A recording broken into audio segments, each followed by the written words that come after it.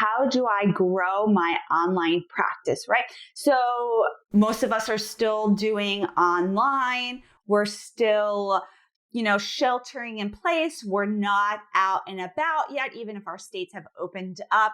And you're wondering, how long is this going to last? I'm not comfortable going back to my office. I don't want to wear a mask in therapy. Okay, that is mine. I'm like, oh, I don't want to wear masks for, sit there and talk to people for 8 hours a day. Like, what about my drink that I need to drink, right? So that's just me and my thought process. And I'm sure you're having your own thought process about going back and being, maybe you might be scared. You might be worried about cleaning supplies.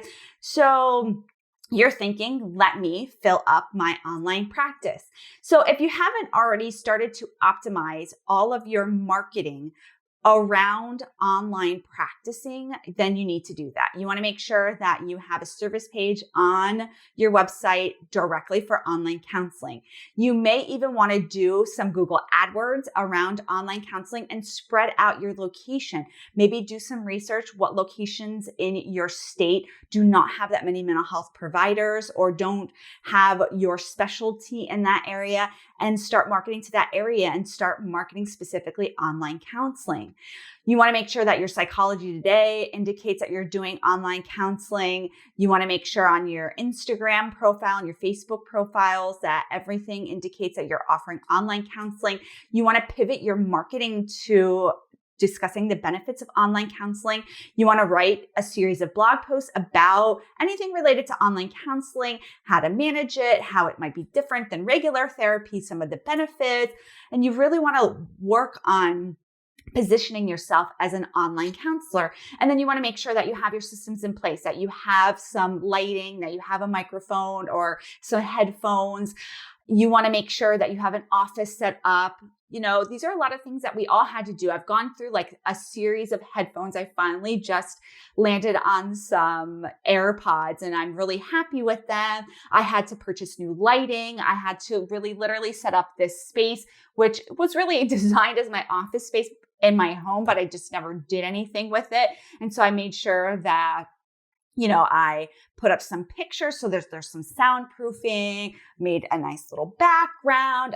You can't see, but I purchased new lighting. And so there's lighting over here, and making sure that we had a HIPAA compliant platform, which we use Google Meet, and making sure that you have your telehealth paperwork ready to go.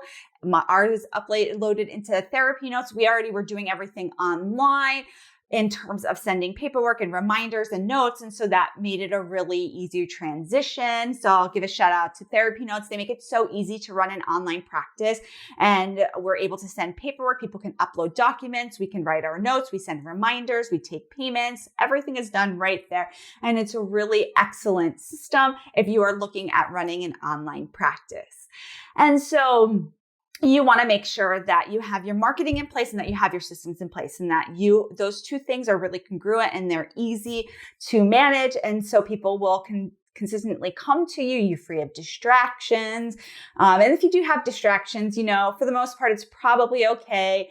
My cat is always in here. The other day, I was actually on a call with Rachel Needle, who most of you know, we've been doing some Facebook Lives on Monday. And my cat literally crawled up the side of my chair, got on top of here and just sat here. I was in supervision on Friday, and my cat is like, his face is there and everybody's cracking up. And so, unfortunately, if there's going to be some distractions, we just need to work on minimizing them and communicating to our clients that, hey, I have this cat that's really has a lot of attachment needs, and he may be here.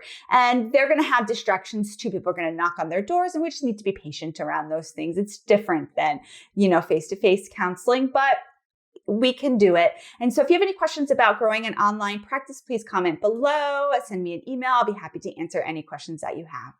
Bye, everybody.